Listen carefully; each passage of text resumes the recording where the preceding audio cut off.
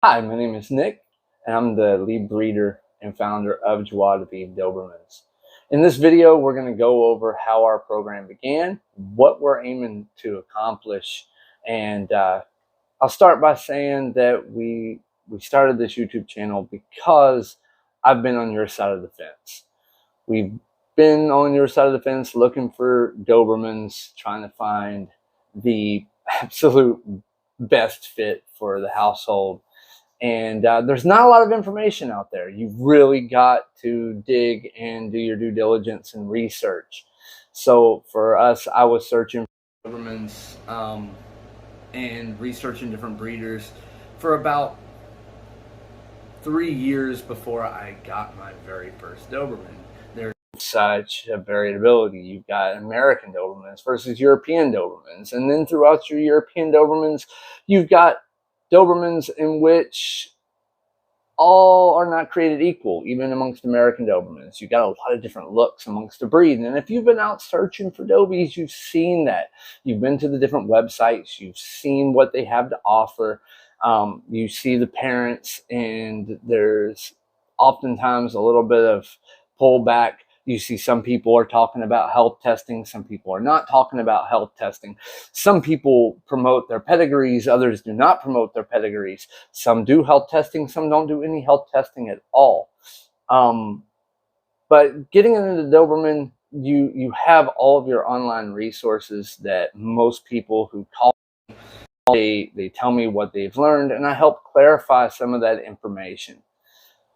With that said, when I got my first Doberman, being on your side of the fence, it is really frustrating getting on the phone with a breeder to begin with. If they don't have puppies available 8 times out of 10, they just don't pick up the phone. And that's just because there is a lot of demand for Doberman pinschers.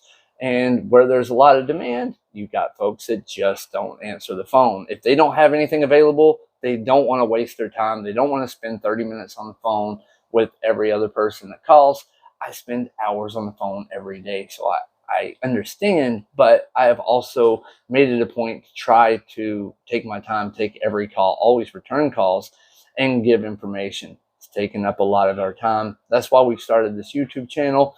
If you find this information useful and want to see more content, be sure to like, subscribe, leave a comment with any questions that you might have that can help us along the way.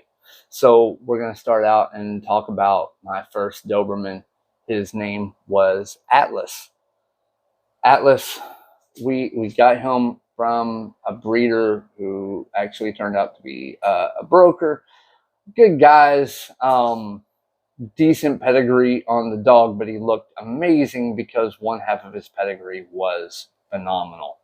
The other half was kind of hit or miss. However, he was an incredible dog. And at the time, what motivated me to get a Doberman was I was still really active. I had an American Bully, was the last pet that I had beforehand. And I was really intrigued by the Doberman. They were far more active. They're loyal. They work. I was still in the military. I was actively boxing with USA Boxing. So I was a really active person. And I wanted a dog that could keep up.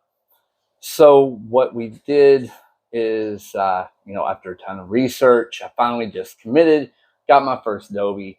And that was all I was expecting. All I was expecting out of my first Doberman is I wanted a dog that could keep up and would be a loyal companion. What I got was so much more than that. What I learned about the Doberman breed was that they are the most in-tune breed that I've ever had the opportunity of working with. They're watching their humans all the time. They want to be a part of what they're doing. It's kind of like having a really athletic toddler with you all the time. He just wants to see what dad's doing and wants to be a part of everything. Any way that he can help. They're very much a working breed, which comes back to the origination of the breed, which we'll have a separate video on.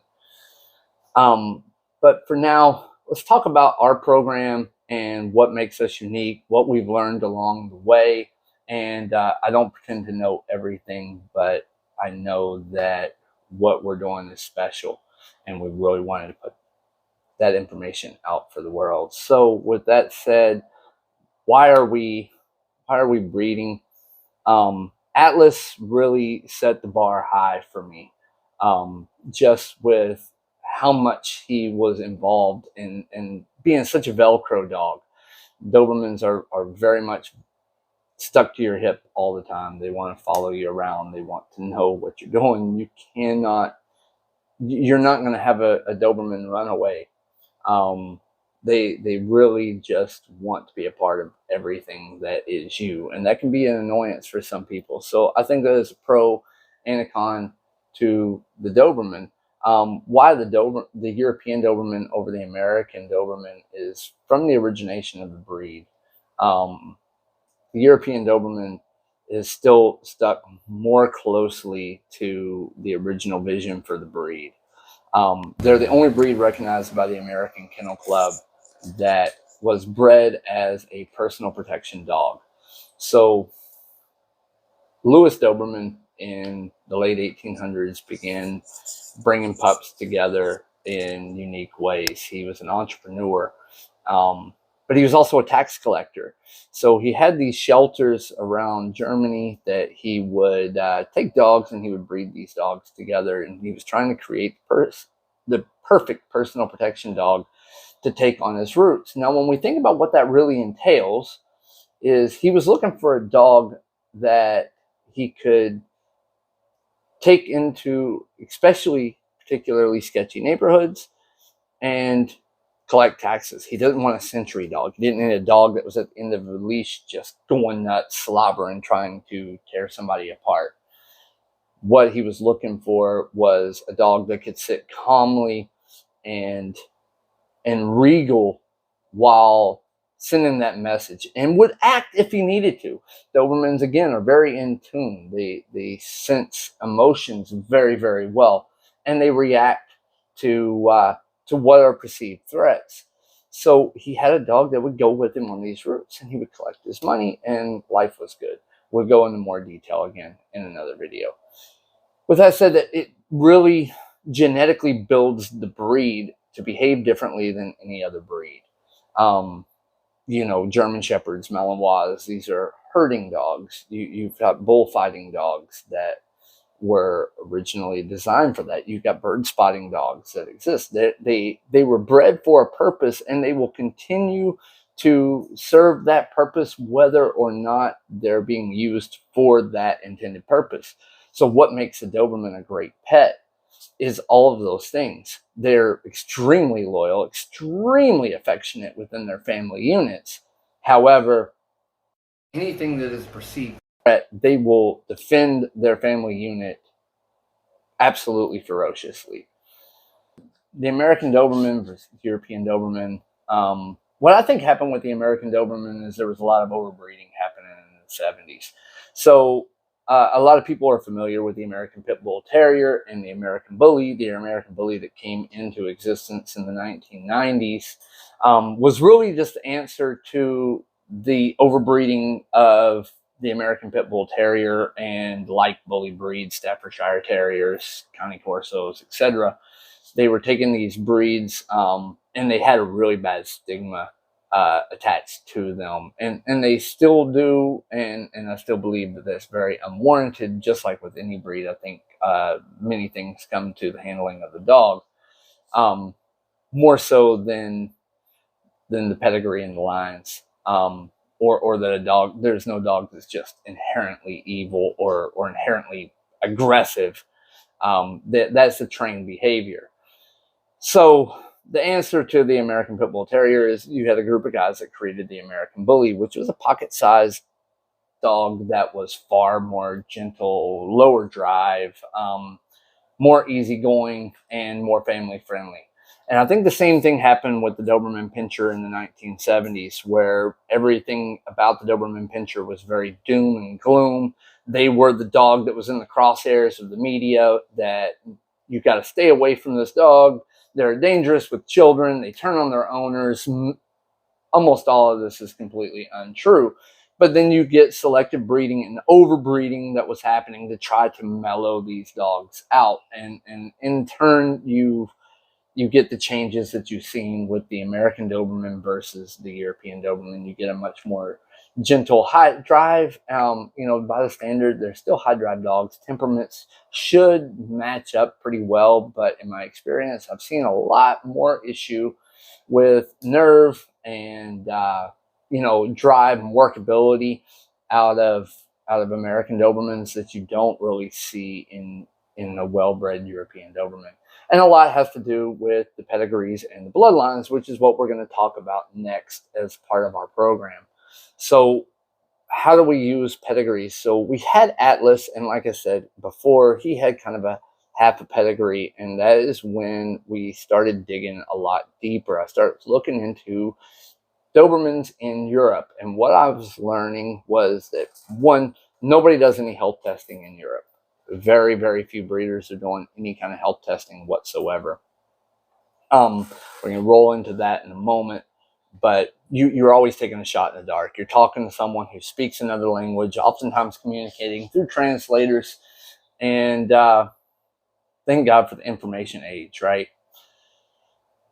With that said, we start putting together pedigrees and looking at what these dogs have accomplished, size, temperament, and then what they're doing. Overseas, the culture is very different in the U.S. You have a lot more working dogs, especially in the more poor countries. Belarus is where we imported our dog Asia from. Now, we'll have a whole breakdown of Asia's pedigree, but she was phenomenal. A beautiful breeding, great dogs on both sides. Tons of just out of this world superstar championships between both sides of her pedigree, and there was not another dog like her. Now, we lost Atlas at an early age, which was an absolute heartbreak, but Asia, she grew up with our family. So from Asia, we got Athena, and from there, we didn't have male to use in our program anymore. So pedigree started to really take more hold as we started to reach out and network with other breeders to figure out how we were going to move this along. And you find that everybody wants to breed their dog. Anybody will stud their dog, and most people have no idea what their dog is worth. They just know that, hey, I've got a nice dog and I want to try to make puppies. So getting through that clout of just madness was a challenge all in itself. So we began just pounding the pavement, talking to breeders, talking about their experiences, telling them that we were interested in breeding and getting into the program, and kind of what I wanted to do with the program as it manifested itself. One of the things I was noticing when I was talking to everyone was that most folks kind of stick with the same breeders, overseas or otherwise. Once they get a line going, you'll see all dogs from similar kennels, and you'll see that if you browse around online, you'll see a lot of you'll see one kennel that, if you look at their pedigrees any time over the last few generations, there is nothing but the Altobello dogs or Kimbertall dogs, or there's just a list. Pride of Russia dogs. That's all their lines consist of. They get dogs from these breeders, they bring them together, and you get other dogs that are like those original dogs, which is great. But I noticed, talking to everyone, that dogs from different countries tend to have different features. And while they may have international championships, it's due to some of these outstanding features of these dogs, and more so over the temperaments and the workability of these types of dogs, that really kind of send them into this superstar sort of spectrum of wow. And when you Google search, European Doberman Pinscher, you get these pictures that are popping up, like of dogs like Hazard the Altobello or Tamir, Pride of Russia. And And these are dogs, Osmond, the Grande Vinco, these just amazing dogs. And then whenever you go actually searching breeders, you don't find anything that quite looks like these amazing dogs. And our goal is to do better, is to put together pedigrees that may match the chest of that are famous for Pride of Russia. These dogs have huge chests, huge heads, and huge chest, really nice heads, but they're unique to Pride of Russia. You can't mistake a Pride of Russia dog, just like your dogs in Serbia. It's hard to mistake those. And Creole kennels in Russia, they have a very unique coat. These are little features that you start to notice when you really dive into depth with breed after breed. Dogs in the Ukraine, very good form, great muscle tone, good chest, good head. How do we bring this together to create something that has all of these features that you go, wow, and still have an amazing dog with an amazing temperament? And that's what we're trying to put together with Joie De Vivre Dobermans, and we've been very successful as such. When you see our progeny, generation by generation, lots of improvements.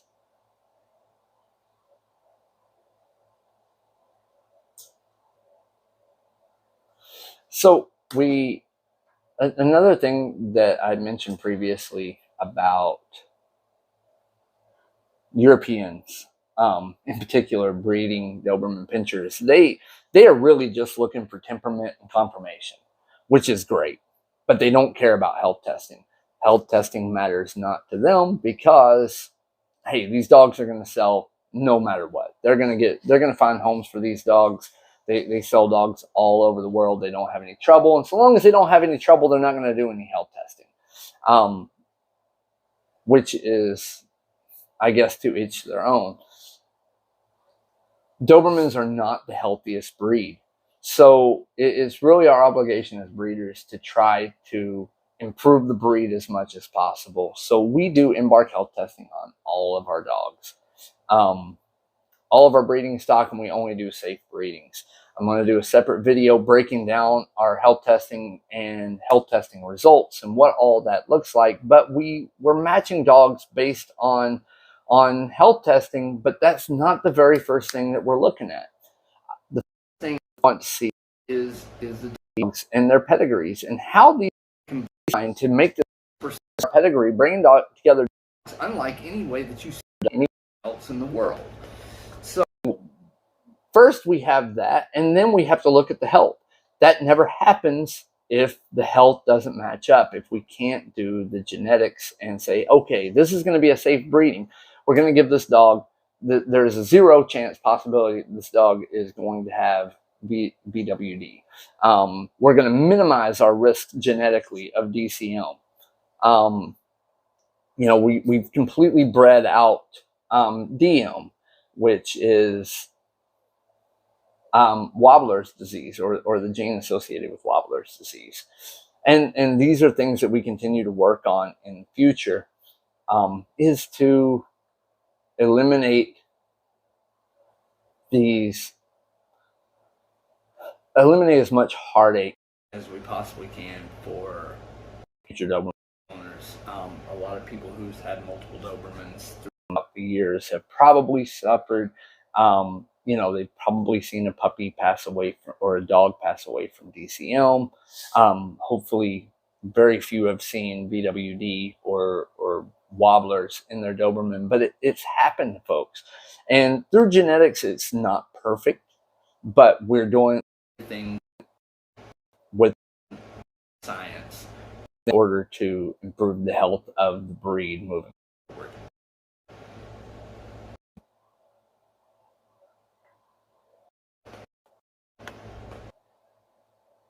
So what we like to do is to take very unique superstar pedigrees and put them together from different countries in ways unlike it's just not possible anywhere else. We have litters of puppies on the ground at the time of this recording that represents the entire conflict in Europe right now. We have pedigrees that consist of Belarusian dogs, Russian dogs, Ukrainian dogs. And we bring those together in unique ways. Serbian dogs, dogs that were bred in France, different kennels out of Russia. And these all dogs have different features that are outstanding. We bring them together. The next generation often looks more impressive than the previous generation. And this is an ongoing cycle of looking at how can we improve these. And we'll have videos on our channel that is dedicated to the breakdown of these pedigrees. That's going to show you exactly what we're putting together and why, so that you can better understand what you're looking at. And if you want to, and to help you with your due diligence on who you want to get your puppy from. Again, there's a lot of guys out there that really just care about getting your cash and getting you out of there. Our goal is to create as close to the perfect Doberman as possible, while continuing to improve in the future. And our goal is to produce the best Doberman puppy possible based on the science and their temperaments and their conformation. And then finding them homes is just a seamless process at that point.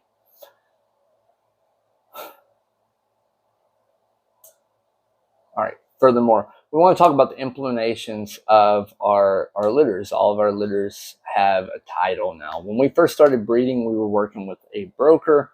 I'm not going to say their names, but they were selling our pups. So pups were going home with blank registration. You filled it out. You send in the registration, and you got your information.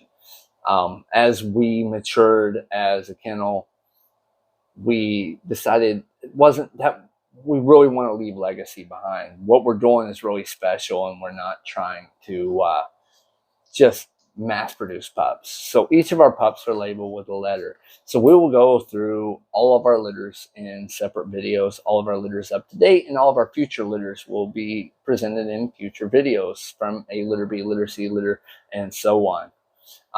We'll do a breakdown of the pedigrees and why we brought these dogs together and what is so magnificent about these dogs and what's different about them from other dogs.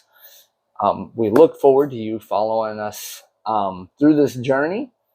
Again, Joie De Vivre Dobermans. Check us out at joiedevivredobermans.com, and make sure to like and subscribe for more content. If you guys have any questions that aren't covered in a video, please leave a comment down below, and we'll be sure to answer those questions in future videos. Thank you, and have a wonderful day.